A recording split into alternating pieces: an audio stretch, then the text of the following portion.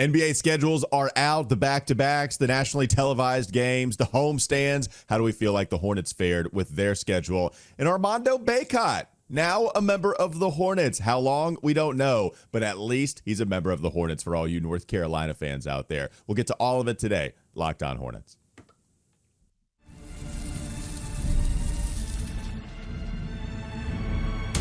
You are Locked On Hornets, your daily Charlotte Hornets podcast. Part of the Locked On Podcast Network, your team every day. In a minute, cuz we live.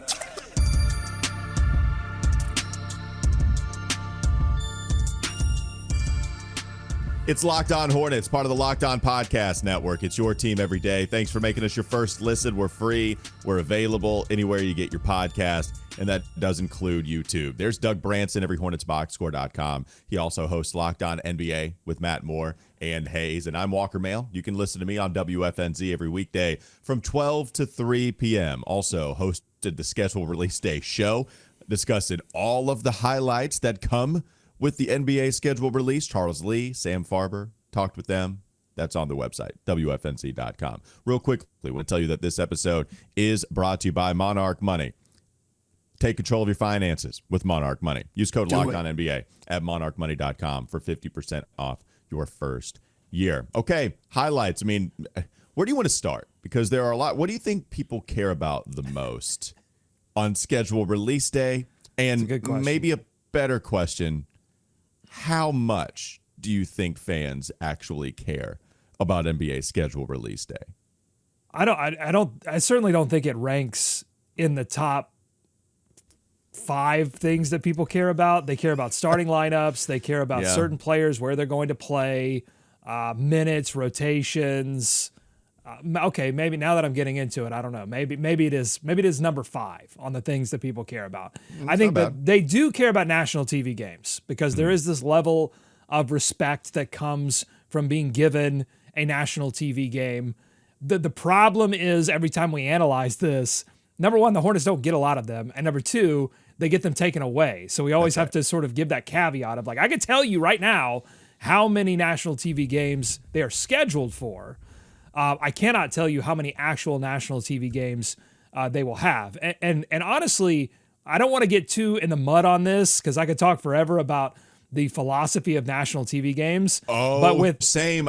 Wait, I actually do. I actually reject that you don't want to get into it, and I would like to actually get into it. We don't need to. Maybe we don't do it here. Maybe we actually get through all of the details, the back-to-backs, the schedule analysis, and then maybe we can save that take for later on. But I talked about it yesterday on the schedule release show. To see the Warriors, the Knicks, the Lakers, all of those teams tied for most amount of nationally televised games at 34.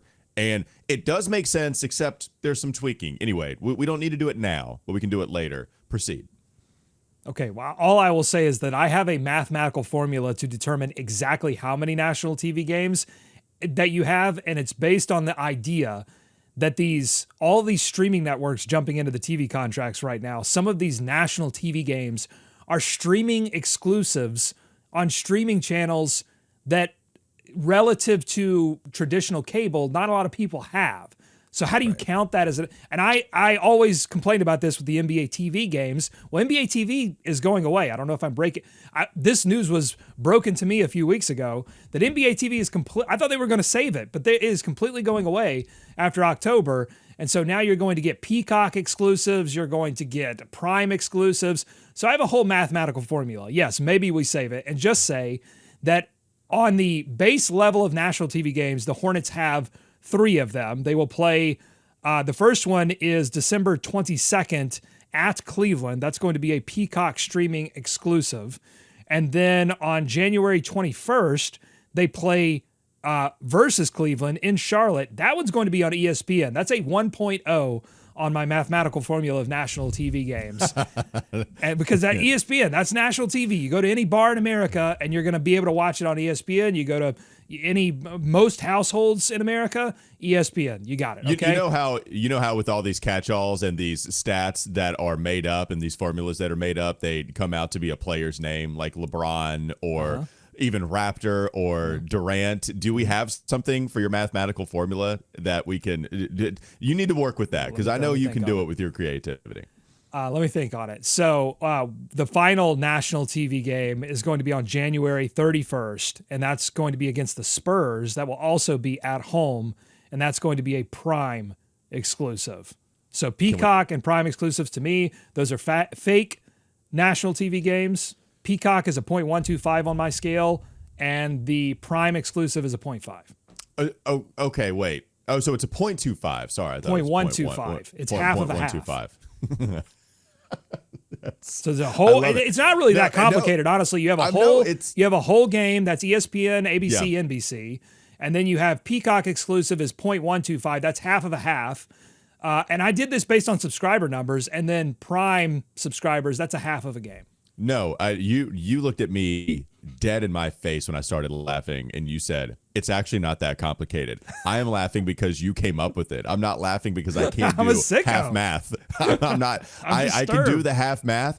I'm just laughing that you have this point, and I believe you too. Like I'm laughing at all of it, but I'm excited to see what we come up with it. What's the acronym, the abbreviation for what you're going to have? That's what I'm excited about. Yeah, the nationally televised games, you just went over it. The other highlights, let's go back to back. Hornets are scheduled to have 16 back-to-backs this year. There are 5 teams tied with the most back-to-back games. The Hornets are one of them with 16. The good news is, before we have to complain and be all up in arms, the teams that have the least amount of back-to-backs, they have 13. And there are 8 teams tied with 13. So, yes, it does matter, but there's not the biggest difference between the two. The Hornets have 16. They have 6 home-and-home back-to-backs, 3 home-to-road back-to-backs, 2 road-to-home back-to-backs, and 5 road-to-road back-to-backs. So those are the 2 games in a row slates that you have. The longest home stretch, this is the thing that if you want my main takeaway, this is what I always look at, kind of first half versus second half strength of schedule. If you look at the longest home stretch, Doug, they have a 7-game homestand from March 17th to March 29th. Now, what's interesting about that is that right before that long homestand, they're going to be out west for, I believe, a 4-game or 5-game road trip, if I'm not mistaken, one of the two. But they're going to be out west for a little while. Then they come back, and then they play 10 more home games to finish out the season. And a lot of those games I deem winnable. And for me personally, I am much more of a finish strong guy than start strong guy. Both are important, especially if you're a great team. But if I have to choose one or the other, I'm always a finish strong guy. If you get somehow, some way to a play-in tournament spot, it means you're playing your best basketball going into the play-in tournament. If you somehow get to the postseason outright, shocker, you actually are a top 6 seed. It means you're playing your best basketball while going to the playoffs. And then even if you don't get to any postseason basketball, maybe you can have some momentum, especially for a younger team that we can hold on to, snort that hopium up, and then maybe put that towards next year. I feel like the schedule sets itself up for that. So last year, remember how weird it was? There was the 8 home game stand, the 8-game road trip. It was weird. If you were out on the road, you were out for like 2 weeks. If you were home, you were here for 2 weeks. It was really, it was very divided like that. And there wasn't a lot of intermingling of the road home matchups. I like this one a lot more. So in terms of how favorable the schedule is to the Hornets, I quite like it. No, I think this was an average schedule for the Hornets. Yeah, no multiple long stretches, as you were saying there. To me, the worst stretch, and I think they had a similar stretch to this in terms of how many games you're playing without 2 days rest. I think they had this in like January, February, heading right in and maybe through the All-Star break. This one happens December 29th through January 12th. They play 9 games in 14 days without 2 days rest. That's tough. Then they go out on their West Coast road trip and they get a little bit, their first West Coast road trip, which is the tougher one. They've got 2 West Coast roadies. One of them is against really good West Coast teams, and one of them is against really bad West Coast teams. And it's the latter one. It's the latter one that's against the bad ones, man. That's why I like it. So, but after they go on the good West Coast road trip, or I guess the bad West Coast road trip against good teams, then they follow that up January 21st through February 2nd, 8 games in 13 days without 2 days rest. And then in between that is a lot of good stuff. They back half a lot of the home games. That's pretty traditional to what the Hornets do. There's nothing in Charlotte in terms of NCAA tournament action that messes things up. There will be next year. They have a first, they do a first round thing from like in the March area. So that'll mess things up next season, but not this season. So yeah, I mean, I think, and if you look at Positive Residual, who does all the numbers on this stuff, strength of schedule, it's not terrible. It's not great. I think they rank, let's see, yeah, right in the middle in terms of strength of schedule. And then rest disadvantages, they actually come out pretty good on rest disadvantages, but they don't have a lot of rest advantages. I think they're actually dead last in rest advantages. So we can dig into more of the data and talk about some of these interesting games. But I think, yeah, the big takeaway here is I wouldn't call it a favorable schedule, but they've got at least a neutral schedule that they can make of it what they will. I think what I like the most, again, is just when you have the better West Coast roadie against teams that you would deem winnable games, and then you play so many more home games after that, it's not quite as treacherous. I just love how it sets up for them in March. If March, you can either build off of some of the foundation that you've already laid. Okay, how about that? That you've already put down. Real Access, shout out. And so you can either build off of that, or you can turn some things around. I just really like the way that the last month and a half sets up for them as they go into postseason, or I guess the offseason. All right, coming up next on the Locked On Hornets podcast. I have my acronym. Sweet. Bees everywhere! I'm excited about that. I have no clue what's to come there, but we'll also give you a few more details we'll get into like the real details, the sicko details with the schedule release, and Armando Bacot, the newest big man of the Charlotte Hornets. We'll get to him also coming up next. LOH.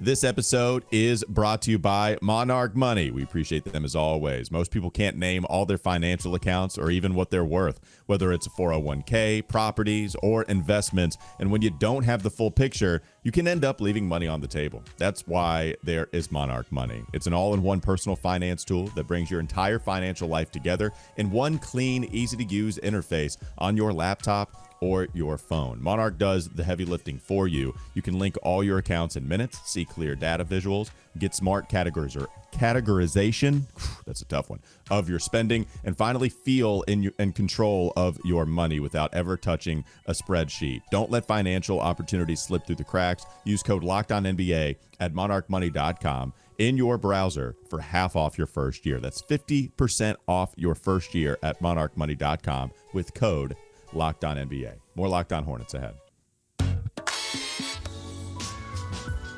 More details, acronyms, your world, buddy. I can't wait. What do you want to lead off with?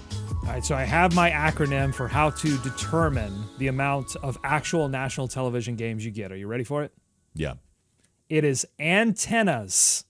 Actual national television normalized all subscribers. Antennas. I love it. That's perfect. Okay. I need to actually calculate it for the Charlotte Hornets. I got to do some quick math here. I'll do that when you're talking. Yeah, go ahead and don't listen to me. I'll give some take that you'll repeat, and then in the meantime, you come up with the actual formula for antennas. So I was also looking up some of the stats here too. What is it? NBA Ranker that has some of the day's rest and the disadvantages and the advantages. Well, one thing about it is I know there were people that were frustrated with the amount of back-to-backs that the Hornets had because it is the most, but you just went through the fact that there's not a lot of disadvantaged rest days or disadvantaged games coming into this season for the Hornets. The other thing is the Hornets don't have 5 games in a 7-day stretch. The Hornets have 0 of those, and there are a few teams that have a couple of those stretches, which honestly, I guess I don't know the math on that. I don't know what the antenna score is, but I'd almost rather have a back-to-back than play 5 games in a 7-day stretch. Only having 2 days off within a week's worth of time, that seems brutal as hell, and the Hornets don't have any of that. So I do like the way that the NBA offset some of the problems that you might have with 16 back-to-backs, with not loading them up on a week, not loading them up on a couple of weeks worth of time, and also giving them a long homestand to finish out the season and maybe catch up on some rest if they're losing some of that earlier in the year. What do you say? Yeah, I think that's fine. They are a little bit spread out. But I did look at Owen Phillips, who does the F5 Substack, which I love, and he's a NBA data nerd. And the Hornets have 16 back-to-backs for their team, but their opponent back-to-backs, like how many teams are they playing coming off back-to-backs? Only 13, which is a -3 disadvantage for the Charlotte Hornets. That puts them like tied for 25th. With a few other teams. Denver actually got the short end of the stick. They're -4. But then you look at teams like the Dallas Mavericks, who are +4, Milwaukee's +4, Cleveland +3. So they got the short end of the stick there. But honestly, like I also look, and Matt Moore taught me this, is to look at the teams that you play 4 times outside of your division. And that's going to tell you a lot about your strength of schedule. If you catch really great teams all across the board there, if you get a couple of teams where you can compete. And I thought the Hornets did a good job here. And what we don't know are those 2 secret games, which are typically based on records. So those are typically going to be games that you play against teams of your level if you don't make the NBA Cup. So those are the 2 TBD games that we don't know if the Hornets will have to play or not. But the teams that they play 4 times outside of their division, Toronto, you can compete with Toronto. Orlando, well, that's in your division. I shouldn't have put that. So I got to correct that. Toronto, Milwaukee, and that's a cup team. New York, that's a cup team. They don't play Chicago. Again, that could be a TBD game, but they play Chicago 3 times right now. And here are the other 3. Indiana, no Tyrese Halliburton. Cleveland, that's going to be a toughie. Boston, no Jason Tatum. They're still going to be a good team, but I think you caught the 2 Eastern Conference teams that are probably going to slide back as opposed to got better. So that really benefits the Hornets. No, I like that, and that makes total sense to me as well. It continues to feed into what I believe, in that if you put some weight on one side of the teeter-totter, it does feel like the NBA tried to put some weight on the other side. There was an attempt at balance. So, for instance, they have the most back-to-backs, but the Hornets don't have any 5 and 7. The Hornets actually do lead the league. They're tied with the Pelicans for most 3 games in 4 days, but they also have the most amount of games on 3+ days rest in the league. They have 7 of those types of games, and then the Spurs and the Kings are tied at 6, along with the Pelicans and the Clippers. So the Hornets do have more games than anybody in the league with 3+ days rest. So I like that. It just feels like, okay, yeah, this is unfortunate, but this is actually quite fortunate, and we just keep doing that the whole schedule. And I know I've heard in the past that teams, particularly teams that are on the bottom end of the money scale, can lobby for certain scheduling quirks that are going to hurt you. So, I mean, you can look at some of the scheduling stuff in the back-to-backs and say, oh, well, the NBA bleeped us because they don't respect Charlotte. But some of this behind the scenes is the fact that the Hornets have a New Year's Eve game. They've got 2 NBA Cup games that wrap around Thanksgiving. They've got a lot of home games when the weather gets warmer. You know, there are some things that teams lobby for just ticket sales purposes that end up damaging you in certain spots. And so I think you have to take away that. So no MLK game, though, for the Charlotte Hornets. Obviously no Christmas game. Only team in the NBA that's never had a Christmas Day game. So, yeah, those trends continue. But they do get New Year's afternoon ball against Golden State at home. 4 afternoon ball games. I think 3 of them are 1 p.m. tips. 1 of them is a 3 p.m. tip. They're all at home. Clippers, Warriors, Spurs, Portland. And I'll tell you, talking with Charles Lee yesterday on WFNZ, I asked him, what's the thing you're looking at first and foremost on schedule release day? He said, first, I'm looking at when the season starts. I'm ready to get this thing going. And he also said, I'm looking at the holidays, and it looks like we're all going to be at home for the holidays. And not only did Charles Lee say that, but also Sam Farber. I'm glad they're taking care of my guy, Sam. He's going to get to be home as a dad for the schedule release day when we talked with him as well. So those are a few things. He also mentioned the importance of home games, just like exactly when they're playing them, the long homestands, and talking about how that can really help your team during a stretch of basketball. So those are some of the things that the head coach valued the most. You want to get into more antennas coming into the next break? So the number is 1.625. So they don't even have 2. They don't have 3 national TV games. They don't have 2 national TV games. They have 1.625 according to antennas. Okay. All right. So 1.625, not actually 3. You cut National that in half, TV games. essentially, and that's how many national TV games the Hornets have, which is probably more. What would NBA TV count as if this applied during the NBA TV era? It's in a lot of cable packages, so I'd probably just give it a half. Okay. Of a game and just make it simple. I got to do simple math, folks. I didn't take a single math class in college because they told me I did not have to. I said, great, perfect. I'll take it. So yeah, math. I don't podcast because math is super in my zone. And we did get more, quote unquote, because it used to just be 2. We'd have one ESPN game scheduled against Lonzo Ball, and then we'd have one NBA. Well, TV that's what game. happened. Did we talk That's right. about that? That's kind of That's what right. happened here, right? So Cleveland trades with Chicago. So there's a ball factor here. I believe the one on the 22nd, that's going to be the rivalry week game. I think the one that's at Cleveland on Peacock. Okay. There's the whole rivalry week thing that they're doing. So that's as close, 12/22. I mean, that's as close as a Christmas Day game as you're going to get, I guess. Rivalry week with the ball. I don't know if they're doing a little Sexton thing going back to Cleveland. I'm not sure. That doesn't. I mean, make a lot yeah. of sense. Wow, that's a tough one. They've already done that. So the two ball bowls, and I guess with that Spurs game, Wemby versus Brandon, number 1 pick, number 2 pick, maybe. The other thing to watch though for is, hey, do we get Eric Collins and Del Curry on the call for that Hornets game? Would they give the home that would broadcast make a lot crew? of sense, right? Would they give the home? I think, unless they're worried about the broadcast crew Well, playing they're favorites. prime, right? That's Peacock. They're prime, right? So would they get No, the I one thought on the Spurs game was Spurs? on Prime. The Spurs Okay, game I'm was on sorry. Prime. I thought we were Yeah. still talking about the Cleveland game. No, you're There's good. A lot No, of the games. Spurs. There's 80. Yeah. You know, there's 82 of these things. Yeah, And they one play stat for everybody you. twice. One stat for you. 41 home games, 41 away games. Yeah. And like I said, just in case you didn't hear, they do play everybody twice. That's the last piece of analysis. That was from this acronym called Who They Play. And that's a long acronym. You know, Who They Play. Yeah. I don't need to tell you what it stands for, but that's how I came up with they play everybody at least twice. Coming up next on the Locked On Hornets podcast. Bees everywhere!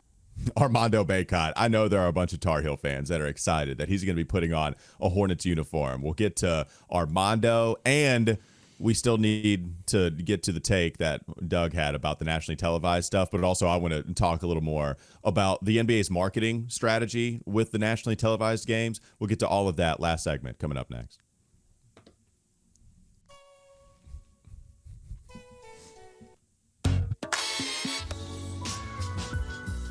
Okay, before we get to Armando, I did want to talk about the NBA marketing strategy. So this is what I was discussing earlier, like why I wanted to go to the nationally televised scheduled games and what's happening here, because the Thunder, the Knicks, the Lakers, the Warriors, Doug, they all have 34 nationally televised games, right? The Thunder, they jump from 15 to 34. All those teams actually make pretty significant jumps. The Timberwolves and the Rockets play 28 nationally televised games. The Nuggets jump up to 26, and then you have to get to the Celtics to see the first team that goes down to 25. They had more. They had like 26 or 27. They go down to 25. The Cavs have a big jump with 24. The Mavs stay the same with 23. The Spurs have 22, and the Clippers have 21. Okay, you go down the list, you compare it to the Hornets, who have 3, which is just hilarious, right? Like, 1.625. I know why. Yes, I understand what you're saying. It's not that I understand, or it's not that I'm like that I don't understand why the NBA would do this. It's just that it's a hilarious jump from Hornets at 3 to the Lakers and everybody at the top at 34. They just play on national TV all the time. We don't know what that's like. I guess my question is, would it behoove them to uplift these stars more by giving a LaMelo Ball more nationally televised games than 3 by taking away 4 from the Knicks, 4 from the Wizards, 4 from all of these teams at the top, so they don't rely so heavily on stars from the past that are about to be out of the league? And so that's my thing.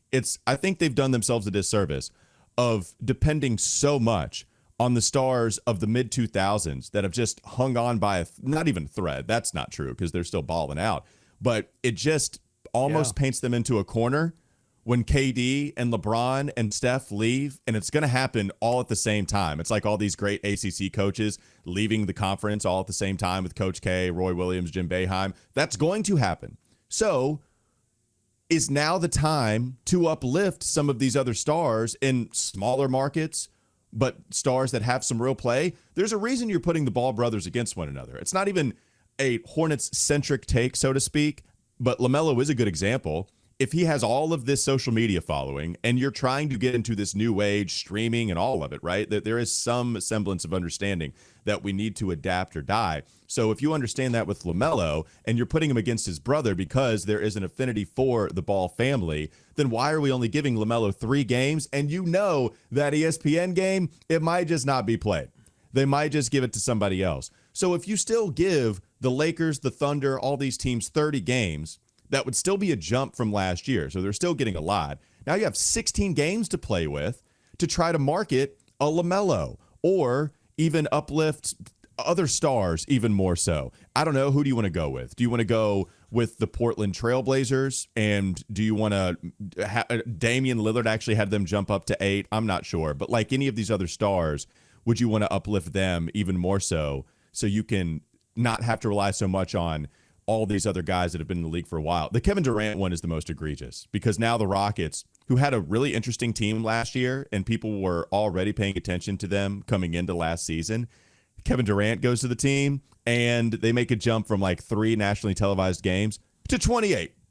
Like it's just boom. There's so many. It just feels like you're relying so much and they're going to be in for a rude awakening when those guys all exit the association at the same time. I guess, but they will then turn their attention to other stars. I think you made the point early on that I was going to make, which is they are still balling. This isn't a Patrick Ewing in Orlando, Hakeem in Toronto situation. These aging stars, and I don't know if it's like a science thing where like the bodies are, or if it's just unique to these particular players that we're just in a weird era where these guys are lasting a lot longer and doing it, and they're not falling off a cliff so quickly where the NBA has to adjust in that way. And so they can just keep milking it. And you know, as somebody that like programs for a national show, like I do sympathize with the idea of like, you've got to give the people what they want. But at the same time, they do have some obligation, an obligation that I think they've been too unwilling to take on, to tell stories across the league, so that when you do have surprise teams like Detroit finally waking up under Cade Cunningham, that by the time they get to the playoffs, somebody knows something about them. And so with all of this flexing that's happened, the Hornets getting these games taken away from them, hopefully the streaming services coming on and being a little bit more prominent or known than maybe NBA TV was.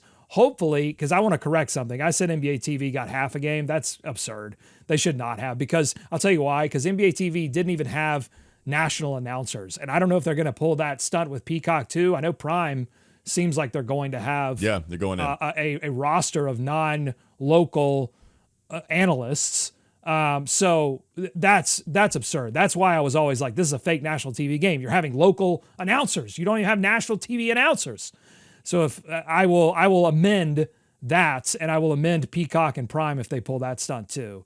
So, but getting them in front of more people so that, and telling good stories, that's not just on how many national TV games you program. That's on all of the inside the NBA, ESPN, Prime, First Peacock, pregame, postgame, telling those stories. I had a dream that NBC caught a wild hair and wanted to do some like retro national TV game with the Hornets and the Heat, or the Hornets and the Knicks, and just kind of relive a little of that, or work MJ, because he's going to be on this NBC thing, like work him into a Hornets game. I don't know, but none of that happened, but a man can dream. Yeah, that's a wild dream that MJ is going to help. But whatsoever. No, I can understand putting the stars there from a national perspective. You want to give the people what they want. It's short-sighted in my opinion. because sports are so much about developing personal relationships with these people that might not have one with you, but you have one with the stars that you've grown up watching. And so, okay, when LeBron and all these guys leave the league, that's fine. We'll just go to Luka. We'll just go to SGA. And then we'll go down the list of some of these other stars that aren't competing at the highest level, and we'll just put them on TV more. Except now you might have to have a longer waiting period because nobody has been able to develop a relationship with those guys because you refuse to put them on TV, except for the local fan base that you have. And so now when you do prop up LaMelo, yeah, he's got such a big social media following, but how much have you put him on national television to the point where a national audience that isn't on Twitter and Instagram all the time, how much exposure are they getting? Because you're not going to get it on First Take, right? You don't have you have some control over them talking about the NBA, but you can tell all the stories you want to. It's going to be more about those guys. It's going to be LeBron in A block. It's going to be Kevin Durant in A block. And so how do you get exposure for him? For sure. It's national televised. It's putting the games on for the broadcast crew to bring the information because it's the NBA fans that are going to be watching those games anyway, right? Like I listen, I hear you, and I know a lot of people that are listening right now are nodding their heads to what you're saying. And I will say there's a really simple way for the Charlotte Hornets. Now, I wouldn't say it's simple, but there is a way for the Charlotte Hornets to get on national television. Yeah, that's right. It's to make the playoffs, not to play in. Oh, no. To make the playoff, because if you get in the play-in, sometimes you're on NBA TV. I guarantee you some of those play-in teams are going to be on Peacock or Prime. So, yes, you've got to make the playoffs. And once you make the playoffs and you win a playoff series, the Hornets used to be on national television. Like it wasn't, it was a long time ago, but they were making playoff series and they were winning playoff series. And that's how you do it. I mean, and it's not even for the Hornets specifically. It's just the overall strategy of it. With us, just they are going to squeeze every ounce of publicity they can from the stars that are 40, and it just seems short-sighted to me. Well, yes, but what's also interesting though is that you look at a couple of young stars in this league. I mean, I'll look at Anthony Edwards, who says, "I don't want to be the face of the league." He doesn't mean it. He doesn't mean it though. Well. But are some of these stars marketable? And when I say marketable, I mean brand safe and not brand dangerous. Anthony Edwards, a little brand dangerous. LaMelo Ball, a little brand dangerous. So, there's some factor there too. SGA is the one that makes the most sense for that because he's the quiet guy playing, and he's kind of Jimmy Johnson NASCAR boring a little bit.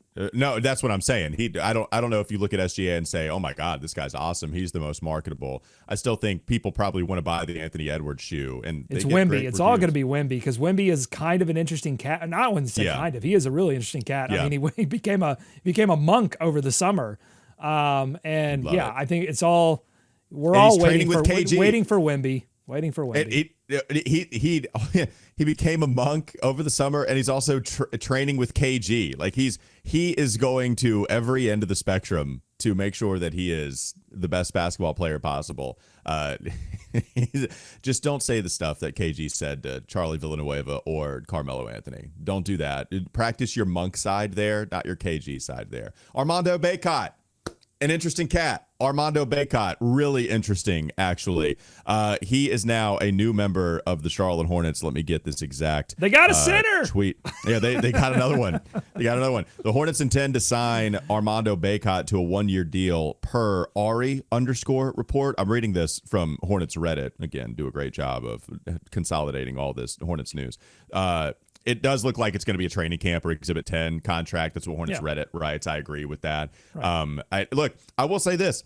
He's put up really good stats, man. I'm happy for Armando, who had an unbelievable career at North Carolina and just wasn't an NBA prospect, just wasn't mobile at all, didn't really have a post bag, didn't shoot threes. There wasn't a lot that translated to the NBA, but all he did was average 18.2 points and 9.5 rebounds for the Memphis Hustle last year. And he lost a decent amount of weight, becoming more mobile. He wants it, man. And so I don't know if I would have told you that Armando is still hanging around in NBA circles at this point, yet he's doing 18-10 in the G League. So really cool and a fan favorite around here and just an all-time great guy. Like the kind of dude you want to fit your culture. He fits that. So worthwhile flyer. Love that he's in the city. Really cool. Don't think he's going to play many minutes at all for the regular season, but I like that he's in a Hornets uniform. 35.5% from three on 4.6 attempts per game for the Memphis Hustle last year. That's so new for him, man. That's new. So that's fun. Yeah, this is a guy you bring into training camp and challenge Kalkbrenner, challenge Diabate, and, that's great. But I think best case scenario, he ends up in Greensboro, and then you're attracting fans to the Swarm in that way who want to come and see, a UNC great in Bacot. So yeah. That's cool. Great news for him. But I just did the calculation. I don't have an acronym for this, but I did the calculation, and the Hornets, they have 1.625 centers as well. What does Musa count for? Can you give us the breakdown? You don't have the breakdown for all of it? Musa's, I would say 0.75. Okay, he's close. That's better than I thought you were going to give him. So 0.75 is close. I think Plumlee's like a 0.8 just because of size and a little bit of skill. Okay. I put him just slightly above Diabate, which is, I think, how this whole thing is going to shake out anyway. And Kalkbrenner, I'd say 0.5 because we're just. Well, that means to do the math correctly, it would have to be Kalkbrenner at like 0.1. Yeah, sorry. It's a joke, Walker. It's a joke. Sorry, I did ruin it. No, I actually take full responsibility for that. I totally ruined the joke, and I apologize. Doug Branson, everyhornetsboxscore.com, the mathematician, also hosts Locked On NBA with Matt Moore and Hayes. I'm Walker Mail. Listen to me, WFNZ, every weekday from 12 to 3 p.m. Have a great rest of your day. Have a great weekend. We'll be back with you next week. I'm much better at acronyms than math.